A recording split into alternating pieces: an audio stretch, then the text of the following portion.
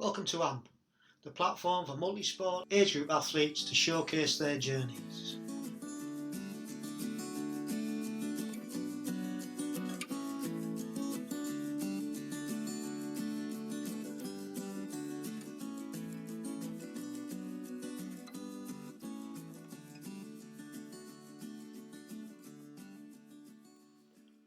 Welcome to AMP, episode 14. Hope you're all well and training hard. We're nearing the end of October already. Autumn's well and truly with us. On this episode, we had a lovely chat with GB age group athlete Jen Pybis from the Wirral. Before we get to that, we've got a few results from the age groupers who've been on the show. We said we'd give them a mention if they were racing or taking part in any events. So it's great to see former AMP guests still racing at the moment. First one was from Jules Richards, who was on episode 3, and he raced in the Minehead Triathlon.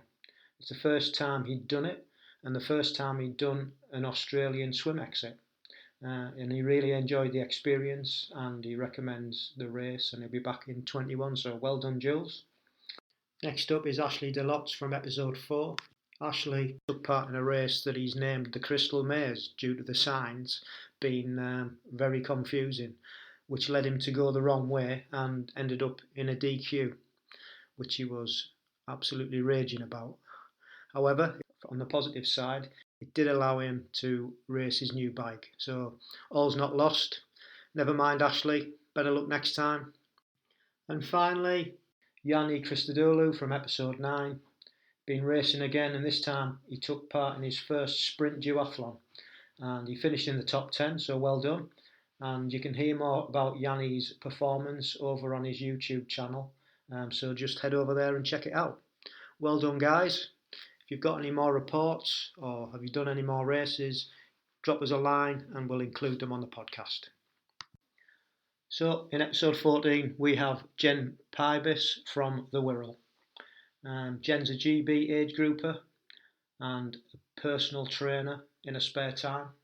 Main job's a social worker. And we had a fantastic chat about a solid background in running when she was a kid, which has enabled her to take a relatively short period of time from her first triathlon to racing for GB. And Jen's proof that you don't have to be a seasoned athlete to hit the heights of qualifying to represent your country. So from doing a bit of swimming as a kid, running a lot as a kid into adulthood, and then deciding, I think it was after an injury, she mentioned that her dad had got a bike and was getting into cycling, and she thought that it was a good idea to get a bike and ease off the injury and stay fit and go out and ride with her dad, which is fantastic, which she quite enjoyed, and she fancied putting all 3 disciplines together, and that got her into multisport. So let's take a listen to Jen's story. Hope you enjoy. Hi, Jen. Hi. How are you? I'm good. How are you? I'm all right, thank you. Thanks for joining AMP. No worries. Thank you for having me. Oh, it's a pleasure. So prompt as well, so quickly we can get this done. That's great. I've got a rare week off, so it's like I need to make the most of it. Oh, cool. What is it you do? So I am a qualified social worker. So I work in a local authority, but I'm also a personal trainer. So I do that of an evening. I saw that on Instagram, actually. I thought that's what you did full time. No. Hopefully one day. So you're absolutely flat out then most of the time. I am, yeah. And where do we find you in the world? So I grew up in Liverpool. I live just outside of Liverpool now. Right. Probably about 10 miles outside of Liverpool. But, okay. Yeah. Whereabouts in Liverpool are you? Because I went to university there for 3 years. Okay, so I went to John Moores. I was at the university itself. Okay, great, yeah. So I grew up near West Derby. Right. So that's sort of out of the city. Yeah. But yeah, I stayed at home for uni, so I did my sports science degree first in John Moores, and then I did a master's in social work in Hope University, which is in Chilwell. Cool. Good. Excellent. Right. If you want to start by telling us a little bit about your background, sporting wise, growing up, and Yeah. Yeah, so I've got two brothers. I'm the middle child, so I've got an older and younger brother. I'm just always sort of out playing and competitive from when I was young, really. And then when I was in primary school, there was an opportunity to do cross country. So I got involved in the cross country club and just found that I loved running. And then shortly after that, I joined Liverpool Harriers. So I was a member of Liverpool Harriers from probably when I was about 9 or 10, right up until my late 20s, really. Wow. And just did road racing, cross country, track, and just loved sports, really, but just predominantly running. I did a little bit of swimming when I was younger. More so sort of during the school summer holidays and stuff like that. We went to like swimming camps. But yeah, that sort of stopped when I got to high school, I would say. But yeah, just carried on running all the time. Yeah. You followed your brothers into that, did you?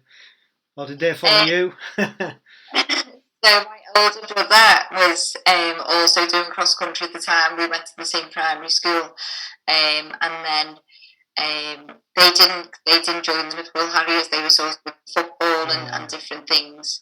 But yeah, it was just me that went down the running route, really. Blues or Reds? So I've got a divided family. Not a divided family. So me and my mum are Evertonians, and then my dad and my two brothers support Liverpool. Good result against West Ham the other day. Yeah, so yeah, we're very happy. Yeah. Not as happy as your brothers, though, I bet. No, they're not. But yeah, long may it continue. Yeah, good.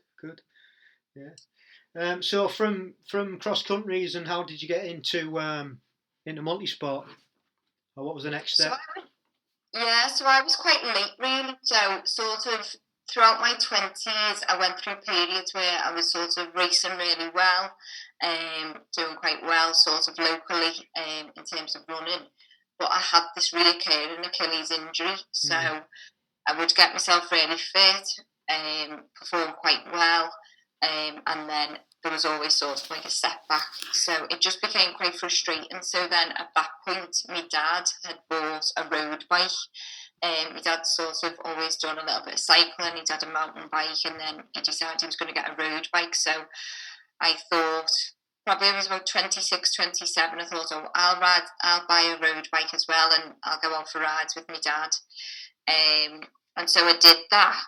So I didn't stop running, but I wasn't with the club anymore. I was sort of just doing little bits here and there, and then sort of started enjoying cycling. And I've probably been doing that. So I did a few sportifs. And then it was in about 2015. I thought, I miss competing. I miss being in competition. And then I thought, okay, so my Achilles isn't too bad, so I'm doing a little bit of running. I'm obviously doing a bit of cycling. I thought, what could I do to sort of join them together? And then I thought, well, when I was younger, I used to swim, but I hadn't been in a swimming pool for years. So then I just started looking sort of where I could maybe go swimming and whether there was any sort of triathlon club. So I sort of had the idea then that I was going to do a triathlon. So I sort of made it a bit of a New Year's resolution, I think, in 2015. And then I had a little look. I found St Helens to try, which wasn't too far from where I was living. And then I started going to their swimming sessions. So then I did my first triathlon in May 2015. I did the Wilmslow triathlon, so a pool tri. But when I think back to that experience, I just laugh. Because I didn't even know sort of what I should wear. Like, I didn't own a tri-suit, so I thought, I can't get out of the pool in a swimming costume. I'm going to need to buy something. So then I got in touch with a friend who used to go running and was like, what do I actually wear? But it was so funny when I think about it now. I was probably in transition for about 5 minutes because I got out of the pool and it was raining, and I don't know what possessed me, but then I started putting a raincoat on, so I was dressed. then so it went. But surprisingly, I won my age category because my running background probably helped me a massive amount. And then I just loved the buzz of it, and I loved being back competing because I'd really missed that when I wasn't sort of doing running races. So then I thought, I'll do a few more. But just loved being back in competition and loved being around other competitors and people. It was just being there was just quite inspiring because the people. Like everybody sort of didn't care what anybody else was doing. Everyone was obviously just concentrating on themselves, and they were all there for different reasons. But just such a wide variety of like abilities, and it was a really good one to do as a first one, I would say. Obviously, not having to deal with getting a wetsuit off was a bonus, but cool. Good. Great. Yeah. Just going back to your swimming then, when you started swimming, because you'd swam as a kid, did you find technically it all came back quite quickly and that really helped? I would say a little bit, and then sort of, I'd obviously hadn't been swimming for that long, and probably when I was swimming, it was obviously a lot smaller and obviously more flexible maybe, so there was sort of some bad habits where I was sort of bringing my arm too far across and stuff like that. So it did help going to a club actually just to get those pointers from the instructors who were obviously observing from the side. Because obviously, I think it definitely helped me having that sort of historically been swimming and sort of I definitely wasn't starting from scratch. It definitely felt easier sort of getting back into it. So how many triathlons did you do before you joined the club? So I joined the club. And you had already? Yeah. Nobody could tell you there what you should wear then? Well, I'm trying to think because I had a look at the results and it says that I was competing for St. Helens Tri, so then I was thinking, well, I must have, but I mustn't have. Yeah. I obviously didn't ask anyone. Yeah. That's good though. I like the raincoat. I think that's brilliant. That nearly tops the best one I've ever seen, where this lady got out, and again it was a pool swim, and she got out of the pool, and she was walking down transition, no word of a lie, in a pink dressing gown, and she was just taking the time, and she was just taking the time, not caring the world, and she got on this shopping bike, and off she went. And like you said, it just takes all sorts, doesn't it? Yeah, it does. And I love that about it as well, actually. Because I've done a few triathlons. I did one in Wirral, and there was some guy who turned up. He was on a mountain bike, and he had a shopping bag with all his things in. And I thought, fair play, you're coming along and you're doing it. Absolutely. Don't matter, does it? Yeah. Don't matter. No. So, from joining the club, how did progression grow? And what year did you start training seriously? Like when you joined the club, what year was that? You said you were 28. Yeah, so that was 2015 when I joined the club. Right, yeah. So after I did Wilmslow, I did St. Helens Triathlon, I did Southport Triathlon, and when I was there, I'd obviously just turned up, competed, and sort of at the end, I'd met a few of the women from St. Helens Tri Club by this point, and they were talking about they needed to see the results because they wanted to see whether they'd qualified. So I didn't know what they were talking about, so I was like, what, qualified for what? Like, I don't know what you mean. So then it was then that they said, oh, like, they do these events, and you can qualify, and you can compete for Team GB, and you can, they're all over the world, Europeans and worlds and stuff like that. So I was still wasn't really sure about it. So anyway, I think I did a couple more triathlons that year. And then sort of towards the end of that year, I started looking into it a little bit more and thought, I might like to try and see whether I can actually maybe qualify for an event. So in January 2016, I got a coach. For a 5-month period. But I got a coach because although I knew sort of how to get myself running fit, I was finding it quite overwhelming and sort of didn't understand how to sort of marry up the training and how much cycling I needs to be doing, how much running, how much swimming. It was just, I found it quite overwhelming. So I got in touch, I got a coach, and they set me a programme that took me from January till May 2016, and then I did Eton Dorney qualifier, which was going to qualify me for the event in September, which was in Cozumel. And I did qualify, so that was really good, but unfortunately I couldn't go to Mexico because I'd just bought my first house at the same time. Yeah. So due to sort of financial reasons, I couldn't go. But I sort of took a lot of confidence from that, because I thought, I haven't been doing triathlon that long, and obviously with a period of focused training I was able to qualify, so it wasn't going to be the end. I was like, right, I'm going to try again. And then I did another qualifier in 2018, and then I qualified for the World Championships in Lausanne, which I went to last year, which was my first. So although I'd qualified for other ones, this was the first time I'd actually gone. Yeah, exciting. But it was just such an amazing experience. It was just so uplifting and just so positive, the whole thing, from obviously meeting people that I obviously hadn't met before, or I'd maybe started following a few of the girls on Strava before I got there, and then just sort of going to the parade and having my kit on, and just, it was just such an amazing experience, and hopefully I will sort of qualify for more in the future and go to the events, and to compete in Lausanne, and obviously to watch the elite athletes do, the same hill that I did. See how strong that as well.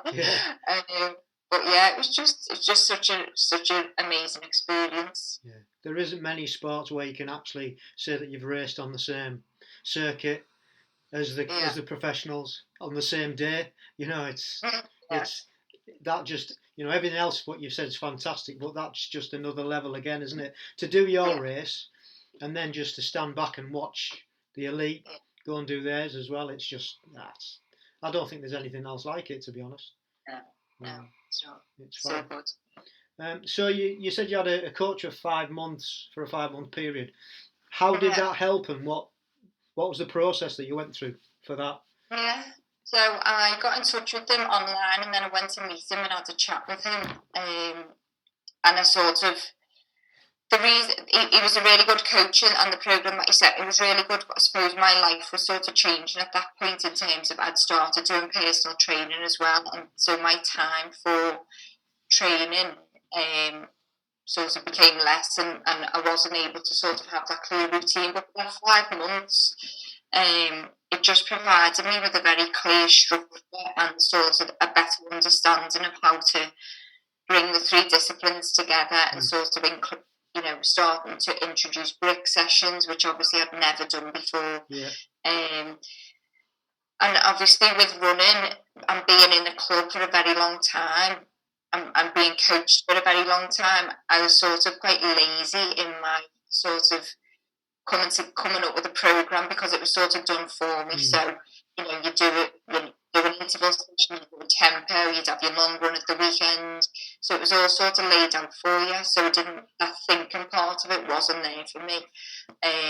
So then going to the triathlon coach was just really good in terms of them structuring it. Obviously it was progressive.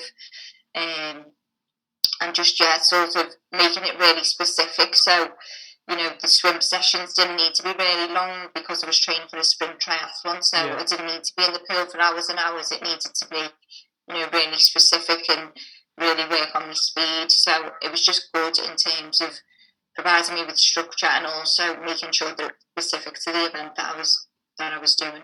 Yeah, and you've took that on since and used that programme and progressed it yourself. Yeah, so sort of being honest, in the build up to Lausanne, my training wasn't the best, because I was working full time, and obviously doing some part time work as well, and trying to sort of grow my personal training business, which is obviously the direction that I want to go in, because I love sport and I love fitness, and that's where I want to go. So I had to make some sacrifices, and unfortunately, in the build up to that, my training wasn't the best. But I've definitely took some principles from that that I will take forward, and hopefully next year. I haven't done any events this year, obviously, because of COVID and stuff like that, and not being able to swim very much. But yeah, hopefully next year I'm going to pick out some events and definitely use some of what I learned in that programme. Yeah. But it showed that what you've learnt and picked up from that coach obviously worked for you to get to the Worlds. And how did that go for you? How did the race go? Yeah, so it was good. Well, before I got there, I was like, I didn't know whether we were going to wear wetsuits. We were going to wear wetsuits. Then I was glad that the decision was made for us. The water was too warm. Nobody was in a wetsuit, so that was good. The swim, I had an alright swim, and then transition was quite long, so that was interesting. The bike was really, really tough, but I really, really enjoyed the bike. It's obviously very hilly, which obviously in Switzerland it's going to be hilly. Yeah, it is, isn't it? Yeah.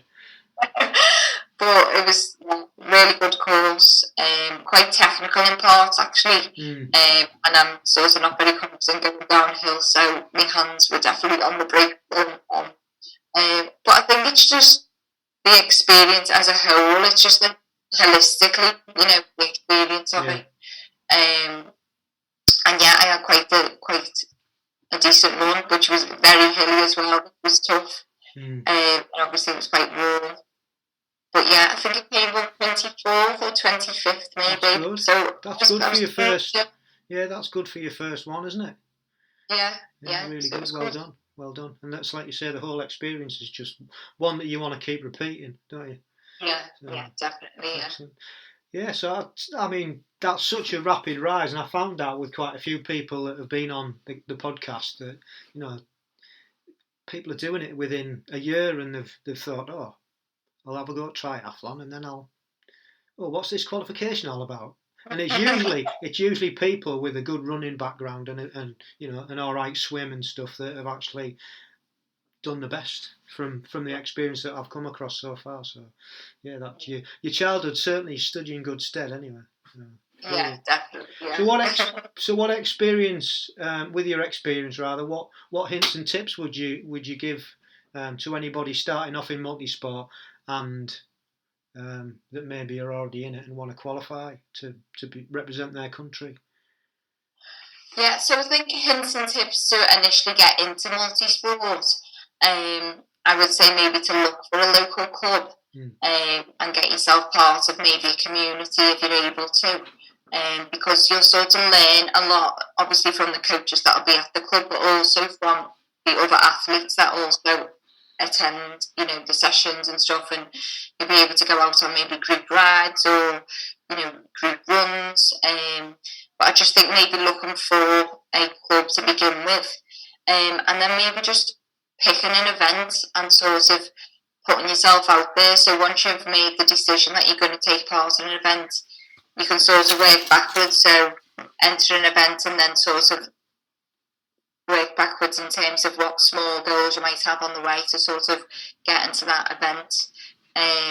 But I think, just putting yourself outside of your comfort zone, because I think it can be overwhelming and it is daunting, I think, when you go to your first event. But I think once you've done it, and, the endorphins and just the sense of achievement, I think, it just far outweighs any sort of anxiety or nervousness that you might have before it, what you get out of it is just massive, I think.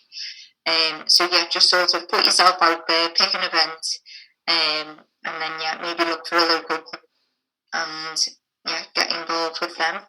Brilliant. Yeah, great words, great wise words, as I usually say. Wise words.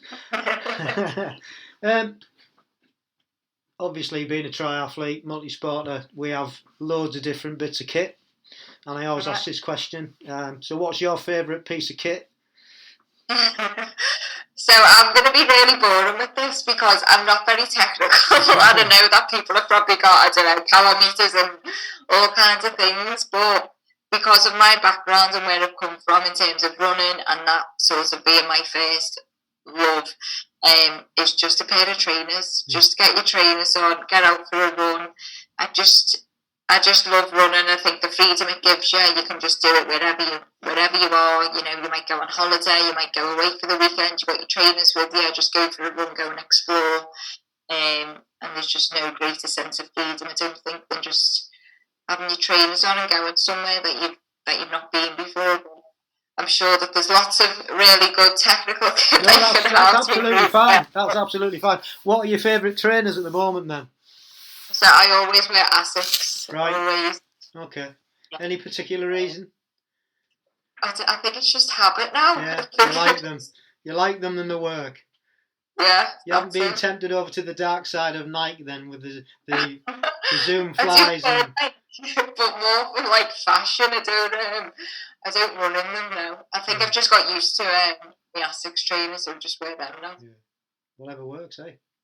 Yeah. Whatever works. So going forward, I know we don't know what's going to happen over the next six months into next year. What are your short-term and long-term goals? What would you like to achieve? Yeah, so I think sort of looking back on the triathlons that I've done, my bike is my weakest discipline. Right. And so I definitely would like to spend some time this winter sort of working on that, and sort of trying to get it up to a reasonable level. I suppose it's just making me training specific, but yeah, I would definitely like to try and make some improvements on the bike. I think short term as well, I'd obviously like to do triathlon next year. Yeah, wouldn't we all? Yeah. And then I think long term, I would love to do an Ironman. I think. Right. Just the ultimate test, I think. But yeah, that's probably going to be a few years off yet. I need to branch away from sprint distance triathlons first. Yeah. The furthest I've done is an Olympic distance. But I did do half Ironman as a relay, where I did the bike leg actually. But yeah, I would like to one day do an Ironman. But yeah, short term, definitely try and make some improvements on the bike. Definitely. Good. Yeah. Do you just cycle outside, or have you got a turbo? Yeah, I've got a turbo, so I've got Swift. Nice. So yeah, been using that obviously during lockdown. That helped to keep me sane. Yeah, massively. But yeah, definitely going to be using that. And yeah, obviously try and keep it on with the outdoor rides on the weekends. Yeah. When the weather allows us to. Are you still part of your club? So no, I'm not at the moment. I'm sort of doing a lot of training on my own. Yeah. Just because of time and sort of trying to fit everything else in. I don't really have the time to sort of commit to that. I'm still training every day. Yeah. Doing something, but yeah, I'm part of the club at the moment. Cool. You've got to do whatever works, haven't you? Whatever you can fit in. Yeah. And I guess because we've been. Sorry, I was just going to say, I guess because what we've been through, there's not been a lot of events, even in clubs, has there, to be fair, so... No. Yeah. So do you want to tell us a little bit about your personal training business then? Give that a plug and tell us where we can find you and what platforms you're on, and you may as well. May as well. Yeah, so... Sort of during lockdown, I've been a qualified personal trainer for the past 2 years, maybe 3 years actually, and I decided to come up with a brand name, and sort of going through lockdown, I decided to call it Searching for Stronger. And I think in some way we're all searching to be stronger than we were yesterday, if you like, whether that's physically, mentally. I just think it's quite a good motto, and it's something that I try and incorporate sort of into my life away from sport as well, just trying to be, stronger mentally, especially during lockdown when things were just so uncertain. It was just sort of didn't know what was happening from one week to the next, so definitely needed to work on my sort of emotional resilience and mental strength during that period. So then during lockdown, I started putting a little bit more content on my Instagram page, started putting workouts on there that people can do at home sort of no equipment or little equipment if they've got some. And I've just continued that really, so people send me messages now, oh, are you going to do Wednesday workouts? So sort of people are sort of anticipating that every week, so I've been doing that. Locally, I do one-to-one training, and I also do sort of group sessions, predominantly females, women who are looking to obviously get stronger, fitter, maybe lose weight, so we're just trying to help them and offer them some advice, and sort of, I think because I love sport, it obviously comes across, and sort of trying to encourage people to adopt healthier habits and make small but sustainable changes to the lifestyle. And I think that's sort of one thing that I want to just continue in my business, is just encouraging people to make small and sustainable changes, not drastic changes that they're not going to be able to keep going longer than a few months. You know, we want people to have healthier lifestyles for forever. So yeah, just continuing to try and grow that, and hopefully one day I'll make the leap and that'll be my full-time job. Great. Well, that's a great goal to have and something to aim for. So where can we find you on social media? Yeah, so it's all called Searching for Stronger. So if you want to send me an email, it's searchingforstronger@gmail.com. If you want to find me on Instagram, it's Searching for Stronger. And then I think Twitter is also, I think maybe it needs to be a bit smaller on Twitter, so it's Search for Stronger, I think. But yeah, find me on Instagram. And if you've got any questions or anything, people can just send me a message. Brilliant. Well, good luck with that. And Thank you. I hope you compete in a triathlon next year. Yes, so do and we can end it there. It's a great place to finish it. Thank you very much for coming on. Thank you, Rich. No worries. Well, another fab conversation there with Jen. Really enjoyed it. I hope you did too. If you want to find Jen, you can go to a website page which is searchingforstronger.wordpress.com. Find her on Instagram at searchingforstronger, and on that page it shows you all the workouts that she's putting up. So good luck with that, Jen, and thanks once again for coming on the show. So that's it for another episode of AMP. Thank you for listening, and if you'd like to get in touch, you can send us an email at agegroupmultisportpodcast@gmail.com. You can also find us on Instagram at amp_1967. You can find us on Facebook at ampgb and on Twitter at agegroupmultisportpodcast. And now, even if you don't do podcasts, you can find us on our own YouTube channel at ampgb. So go along there, and there's no video as such, it's still only the podcast. It's just another platform for us to use. Please leave us a review and a rating, and please subscribe to the podcast on whatever platform that you listen to us to. And finally, stay safe, keep training, and love the process.